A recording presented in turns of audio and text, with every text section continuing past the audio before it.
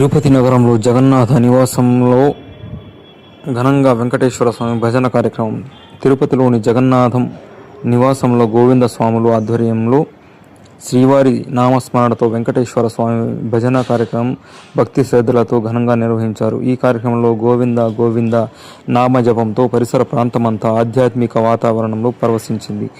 ఈ భజన కార్యక్రమంలో గురుస్వామి జగన్నాథంతో పాటు చంద్రశేఖరమూర్తి, సాంబోల, హరి, బాలు, సునీల్, వెంకటరమణ, చంద్ర, త్యాగ, రోహిత్, తేజశ్రీ, రమ్య, భావన, సురేష్ స్వాములు తదితరులు పాల్గొని శ్రీ వెంకటేశ్వర స్వామిని కీర్తించారు.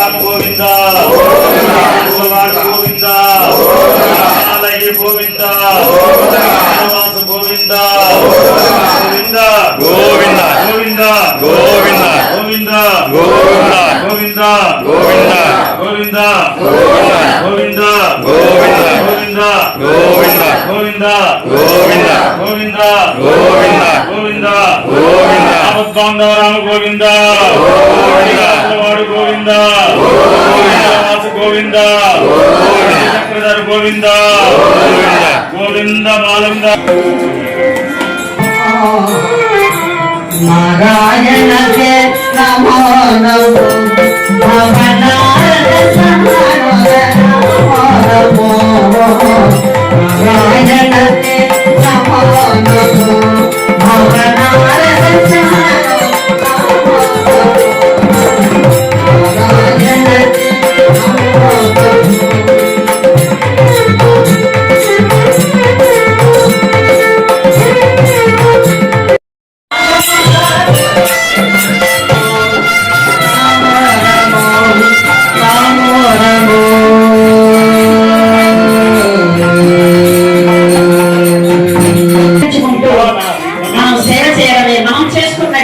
భాగ్యం ఏదో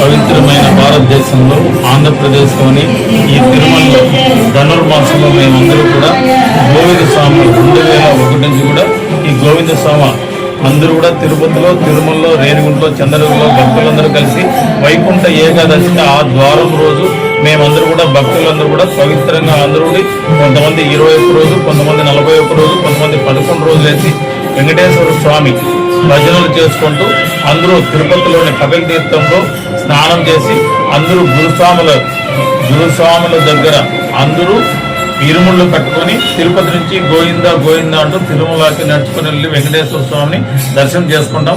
ఇది ఆనవాయితీగా వస్తుంది.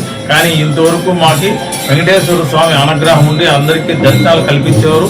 మాకు తిరుమలలో ఆస్థాన మండపం, అదేవిధంగా మైక్ పెట్టుకునేకి, అదేవిధంగా కపిల తీర్థంలో స్నానాలు చేసేదానికి అన్నిటికీ పర్మిషన్ ఉండదు. కానీ ఈ రోజుల్లో ఆన్లైన్లో, ఆఫ్లైన్లో అని చెప్పి దర్శనాలు కూడా లేకుండా చేస్తున్నారు. కానీ వెంకటేశ్వర స్వామి దగ్గర ఈ స్థానికులుగా తిరుపతి, తిరుమలలో, రేణిగుంట, చంద్రగౌడ భక్తులందరూ కూడా గోవిందమాల వేయడం వాళ్ళందరూ కూడా ఈ అవకాశం కల్పించాలని అందరూ కూడా తిరుపతిలోని గోవింద స్వాములందరూ కూడా కొన్ని వీధుల్లో అందరూ కూడా భజనలు చేసుకుంటూ ఉంటాం.